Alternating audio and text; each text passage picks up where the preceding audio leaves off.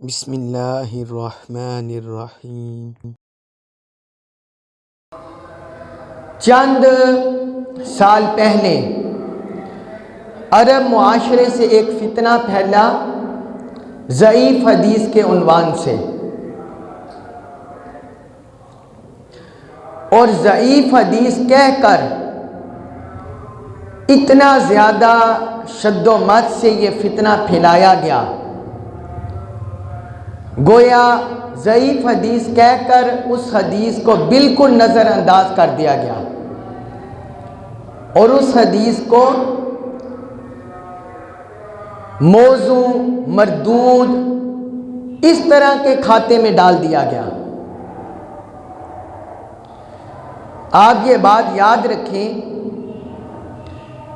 کہ بے شک حدیث کی مختلف اقسام ہیں، صحیح بھی ہیں، حسن بھی ہیں، ضعیف بھی ہیں، موضوع بھی ہیں، منکر بھی ہیں، لیکن ہر ضعیف حدیث وہ مردود نہیں ہوتی، وہ موضوع نہیں ہوتی۔ یہ عرب دنیا سے فتنہ پیدا ہوا جس کے اثرات پاکستان میں، برصغیر پاک و ہند میں بھی ظاہر ہوئے، اور یہ اتنا سخت فتنہ وہاں سے پیدا ہوا کہ جن کتابوں پر ائمہ حدیث کا اجماع ہو چکا تھا اور ائمہ حدیث کی اکثریت نے انہیں مان لیا تھا صحت، ثقافت اور سند کے لحاظ سے، ان پر بھی طعن کیا گیا۔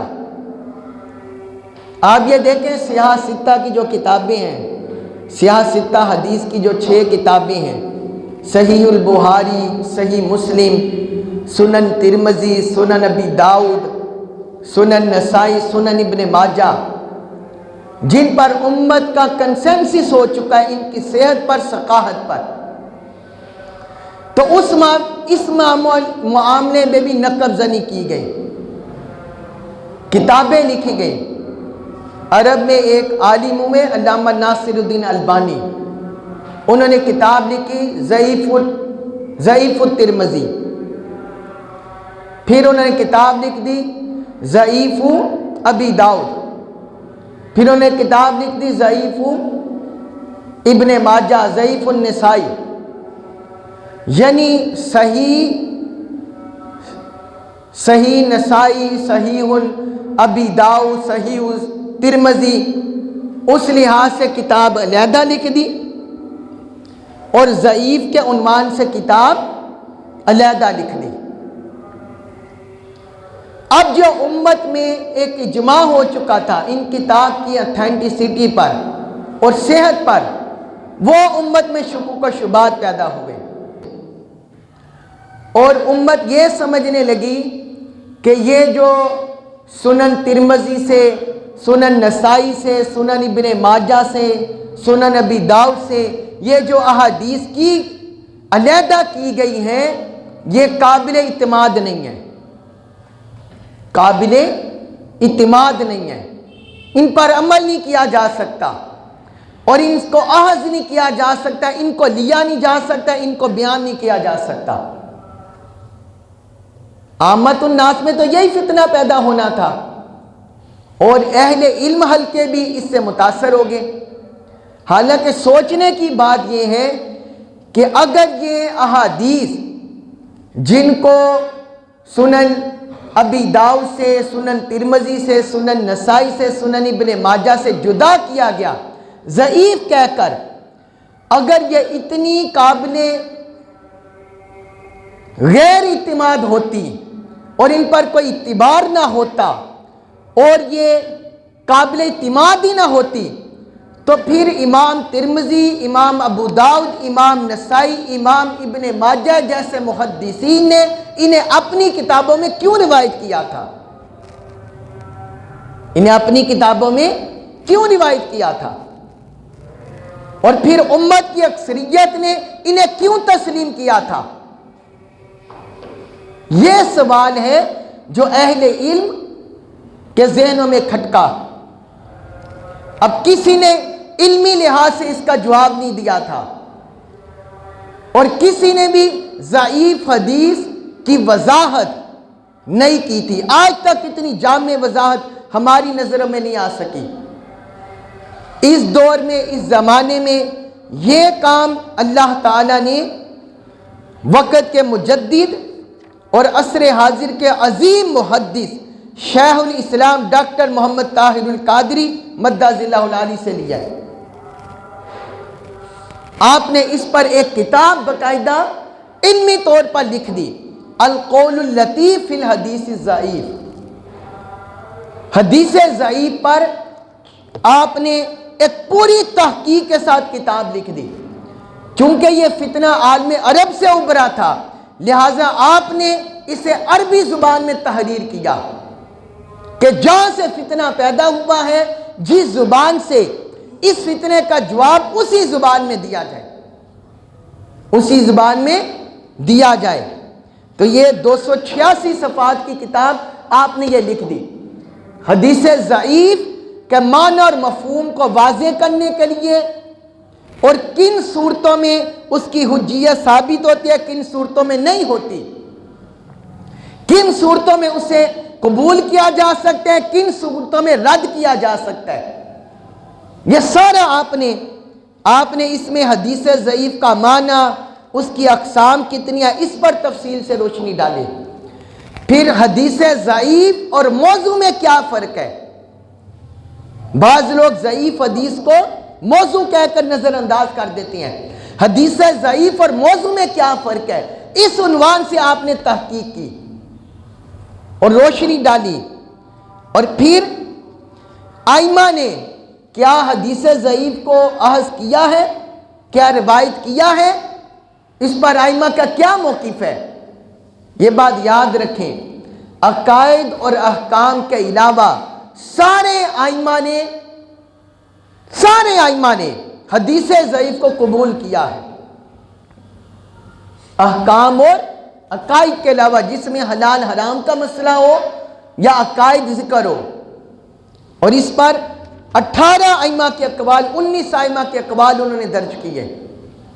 امام سفیان ثوری، امام عبداللہ بن مبارک، امام یحییٰ بن سعید قطان، امام عبد الرحمن بن مہدی، امام سفیان بن عیینہ سمیت کثیر اکابر ائمہ کے اقوال درج کیے۔ اور پھر حدیث ضعیف پر حکم، حدیث ضعیف پر عمل کا حکم کیا ہے؟ کیا حدیث ضعیف کو علی الاطلاق رد کر دیا جائے گا، یا علی الاطلاق قبول کیا جائے گا، یا ان میں کوئی تطبیق کی صورت ہے؟ اس پر آپ نے تفصیل سے روشنی ڈالی۔ اور پھر حدیث ضعیف کو لینے میں ائمہ اربعہ کا کیا موقف ہے؟ امام ابو حنیفہ، امام مالک، امام شافعی، امام احمد بن حنبل رحمۃ اللہ علیہ کا کیا موقف ہے؟ اور جو ائمہ سیاستہ ہے وہ حدیث ضعیف کو قبول کرتے ہیں یا نہیں، ان کا کیا اس پر موقف ہے؟ وہ سارے اقوال آپ نے اس میں دیے ہیں۔ حتیٰ کہ آپ کی تحقیق سے پتہ چلتا ہے کہ صحیح البخاری میں بھی احادیث ضعیف موجود ہے، صحیح مسلم میں بھی احادیث ضعیف موجود ہے۔ تو اس کا مطلب ہے کہ ائمہ کرام مطلقاً حدیث ضعیف کو نظر انداز نہیں کرتے۔ یہ جو فتنہ پیدا ہوا ہے، عالم عرب سے پیدا ہوا اور یہ پاکستان انڈیا میں آیا، یہ دراصل صرف اصول حدیث کی ناسمجھی ہے، اور ایک تعصب ہے، ایک اناد ہے۔ اس میں ایک تعصب اور اناد ہے اہل سنت کے عقائد کے خلاف، اہل سنت کی عوام کو ان کے عقائد کے خلاف اور ان کو بھٹکانے کے خلاف۔ یہ ایک فتنہ تھا جو عالم عرب سے پیدا ہوا۔ پھر بعض جو ائمہ ہیں، بعض جو ائمہ حدیث ہیں، ان میں جرح کے لحاظ سے کون متشدد ہوئے، اس بارے میں بھی اس کتاب میں تفصیل سے بیان کیا گیا ہے۔ یہ کتاب جو مدارس جامعات کے مدرسین ہیں، علماء ہیں، خطباء ہیں، شیوخ الحدیث ہیں، ان کے لیے بے حد مفید ہے۔ اسے حدیث ضعیف کے باب میں جو فتنے پیدا ہوئے ہیں ان کو جڑ سے اکھاڑنے میں مدد ملے گی۔ پھر ایک دوسری کتاب حضور شیخ الاسلام نے لکھی ہے البیان الصریح فی الحدیث الصحیح، یہ بھی عربی زبان میں ہے، اور یہ آپ نے اس لیے لکھی تاکہ حدیث صحیح کا معنی اور مفہوم امت پر، مدرسین پر، طلباء پر، دین کے خادموں پر، علماء پر واضح کیا جائے، اور جو لوگ فتنوں سے بھٹک رہے ہیں انہیں بتایا جائے کہ حدیث صحیح کیا ہوتی ہے۔ ہمارے دور میں ایک اور فتنہ بھی ہے، بعض لوگ صحیح بخاری اور صحیح مسلم کو پڑھتے ہیں، وہ کہتے ہیں کہ ہم نے اس سے باہر نہیں جانا، اگر کوئی بھی مسئلہ ہو تو کہتے ہیں ہمیں بخاری شریف سے دکھا دو، ہمیں مسلم شریف سے دکھا دو، اور اس کے علاوہ کسی حدیث صحیح کو جو باقی اور کتب میں ہو نہیں مانتے، یا ذہنی طور پر انکار کرتے ہیں، علمی طور پر انکار کر دیتے ہیں، یا عملی طور پر انکار کر دیتے ہیں۔ تو آپ نے اس فتنہ کے سد باب کے لیے یہ کتاب لکھی ہے، یہ کتاب لکھی ہے۔ اس میں حدیث صحیح کی تعریف اور اہل حدیث محدثین کے کیا مراتب ہیں، پھر اقسام حدیث کیا ہیں، حدیث صحیح کی تعریف کیا ہے، اس کی شرائط کیا ہے، اس کی اقسام کیا ہیں، وہ ساری اس میں بیان کیا تفصیل کے ساتھ، تحقیق کے ساتھ۔